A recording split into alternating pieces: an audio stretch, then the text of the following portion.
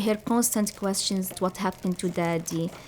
It's very hard. It was very hard to answer her without crying and not make her, too frightened that something, really awful happened.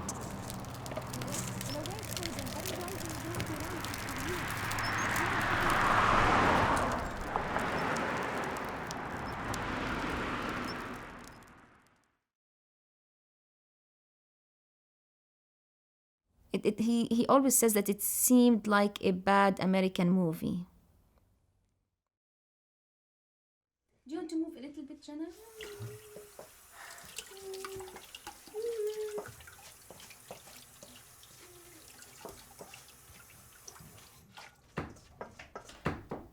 He loved cooking, so he would spend, hours in the kitchen making elaborate meals. I'm done smashing. Okay, and then we need to get 2 eggs. He also did, Jenna's food when she was a baby, so he would puree food for her. She was often on his back, when we went hiking or whenever he's cooking in the kitchen, and she's always giving him instructions what to do. Where's the egg? And I will put them later. Why not now? And we are going to stir these, then we'll add the eggs later. No, not the eggs. Eggs! Not now, Jenna. Eggs!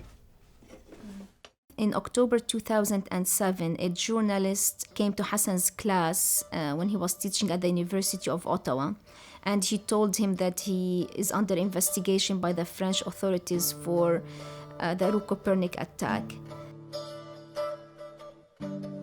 So he stopped and he told me, like, a reporter came to see me, and he told me that I'm under investigation for this attack.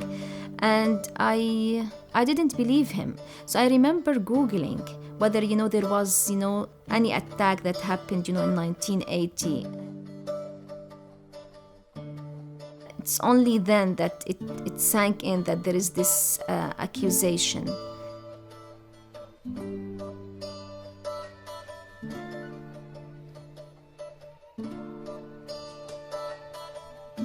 Out of the blue, you are having these people who are, harassing him and following him, and this continued for like almost a year until he was arrested in November 2008.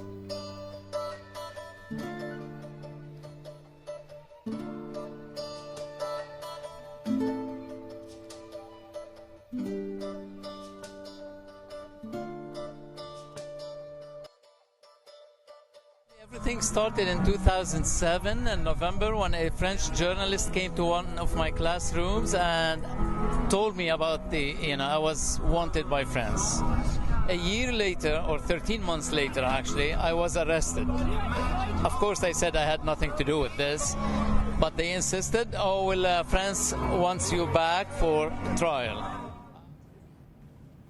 Hassan's wife, she came to see me, and it was her persuasive humanity that caught my attention at first. I didn't anticipate for a moment that it would turn into the case that it has. Most countries in the world do not use or accept secret intelligence as evidence against a person. France does. Most countries don't do it because you can't assess the reliability of intelligence. Intelligence is a construct. You don't even know if it comes from a person or if it's some foreign analyst's opinion. Intelligence is bad enough to begin with, but when you start to play around with it, it demonstrates why it's so unreliable. You can claim anything. When I heard that Hassan had been, accused of blowing up a synagogue in 1980, it was shocking. It seemed almost fictional. So I had to kind of defer that, reckoning about, in my own mind about, is he guilty or is he innocent? We knew we had to be very careful with our judgment. And so it didn't start to change until we went to court. But then it rapidly changed because we heard the charges and it was so outrageous to what I remember still. We were just so offended. I want to describe to you so that people will understand how bad this case is and how much evidence there is that exonerates Hassan Diab as a perfectly innocent man. So there's secret intelligence being offered by France that they got from they don't know where, they don't know the sources, coupled with highly unreliable handwriting evidence, evidence that's been discredited by experts from all over the world. I still remember Don Bayne, going over these handwriting analysis reports, and a friend of mine who was there, he suddenly, said, "This is not Hassan's handwriting."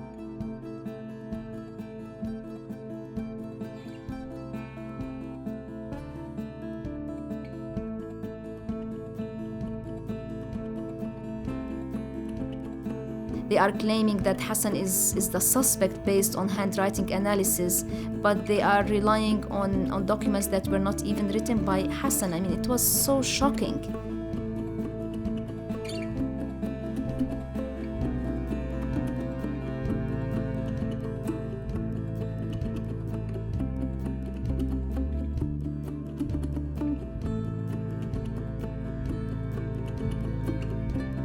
I also like to point out there is a fingerprint in this case. French police had the RCMP take very sophisticated fingerprints from Hassan Diab. It is not Hassan Diab's fingerprint. In the car that transported the explosives, there's a palm print. Hassan Diab's finger and palm print were compared. He is excluded. He is not that human being. Thirdly, the bomber was described as being 40 to 45 years old. Hassan Diab was 26 years old in 1980.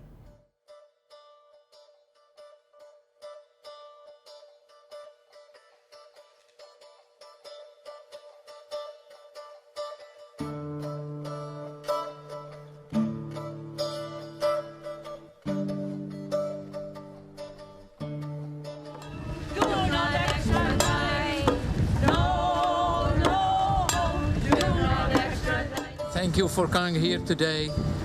Your support means a lot to me.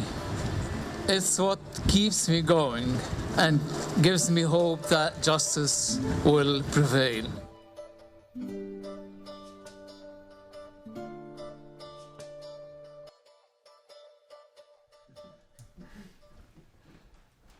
Let's build the agenda. Go ahead. I don't know if this could be like a separate agenda item, but I think that we should still pursue lobbying of other political parties as well. Yes. Yeah. I think that this is not under the microscope to the same extent. And I've already discussed the issue with a few MPs. I think actually only one got reelected. When we saw the shoddy case against him and the complete lack of real evidence, I felt vindicated. I still feel vindicated to this day. So being together with this group of people, from the university who had known Hassan personally so well, it is only working together. The more people we have together, the more we can hopefully see a result.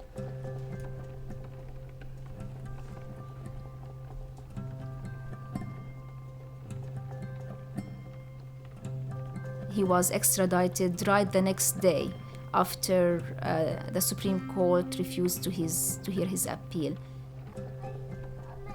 I bit my toe. You bit your toe? Why are you doing this?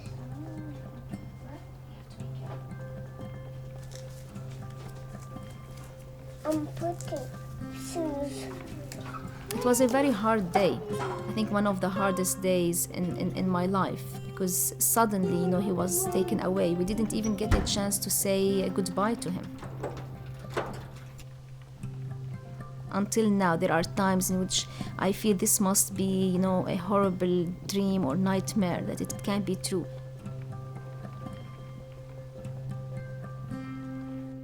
When Hassan was extradited, I was 7 months pregnant, and for a good time, I couldn't believe that he's not going to be there for the birth of his son. And I remember that, I just can't believe it, that he's not going to be there.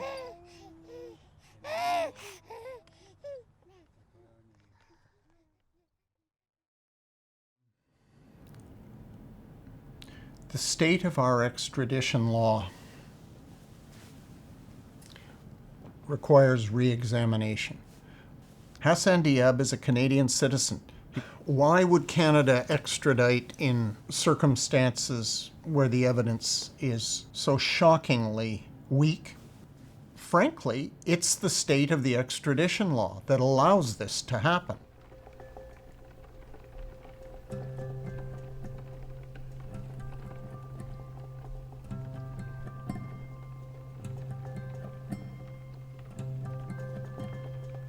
This would not have happened in a Canadian criminal court. The judge made clear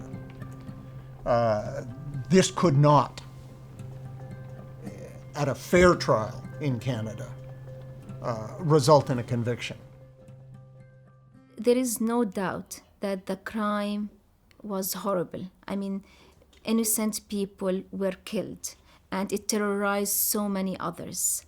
But making an innocent man pay for a crime that he did not commit will not lead to justice.